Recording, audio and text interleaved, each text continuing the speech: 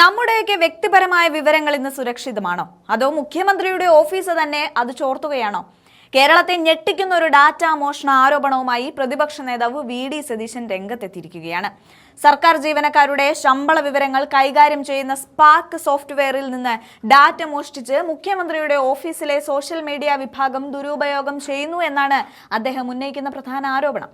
ഒരാളുടെയും അനുവാദമില്ലാതെ വ്യക്തിപരമായ വിവരങ്ങൾ പുറത്തുവിടാൻ പാടില്ല എന്ന ഹൈക്കോടതി വിധിയുടെ ലംഘനമാണ് ഇവിടെ നടക്കുന്നത്. ഇതിനെതിരെ ശക്തമായ നിയമ നടപടികൾ സ്വീകരിക്കാനാണ് പ്രതിപക്ഷത്തിന്റെ തീരുമാനം. മാത്രവുമല്ല, വരാനിരിക്കുന്ന തെരഞ്ഞെടുപ്പ് പ്രചാരണത്തിനായി ഔദ്യോഗിക സംവിധാനങ്ങളെ മുഴുവൻ സർക്കാർ ദുരുപയോഗം ചെയ്യുകയാണെന്നും അദ്ദേഹം തുറന്നടിക്കുകയാണ്. നവകേരള സദസ്സിൽ ഡിവൈഎഫ്ഐക്കാരെ വോളണ്ടിയർമാരാക്കി അവർക്ക് ജനങ്ങളുടെ നികുതി പണത്തിൽ നിന്നും പ്രതിഫലം നൽകാനുള്ള നീക്കം കോടതി തടഞ്ഞത് നാം കണ്ടതാണ്. ഫോറസ്റ്റ് ഉദ്യോഗസ്ഥരെ പോലും ഉപയോഗിച്ച് ട്രൈബൽ കോളനികളിൽ സർക്കാർ നേട്ടങ്ങൾ പ്രചരിപ്പിക്കാൻ ശ്രമിക്കുന്നു. കോടികളാണ് ഇതിനായി PRD വഴി ചെലവഴിക്കുന്നത്. അതേസമയം ഇടുക്കിയിലെ ഭൂമി പ്രശ്നങ്ങളിൽ സർക്കാർ കാട്ടുന്ന അവഗണനയ്ക്കെതിരെയും വി.ഡി. സതീശൻ ശക്തമായി പ്രതികരിക്കുന്നുണ്ട്.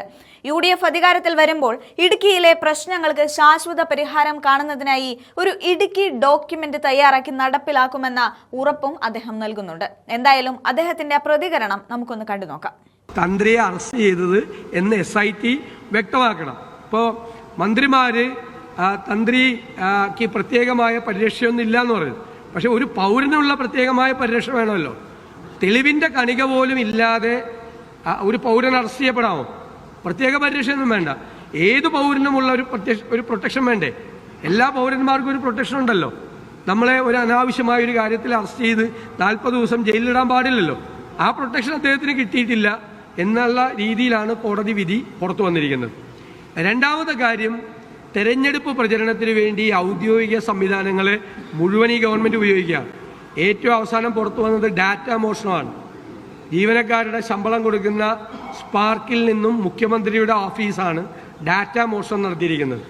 ഡാറ്റ മോഷണം പാടില്ല എന്ന് ഹൈക്കോടതി വിധിയുണ്ട്, നിയമങ്ങളുണ്ട്. ഒരാളുടെയും വ്യക്തിപരമായ വിവരങ്ങൾ അയാളുടെ അനുവാദമില്ലാതെ പുറത്തു കൊടുക്കാൻ പാടില്ല.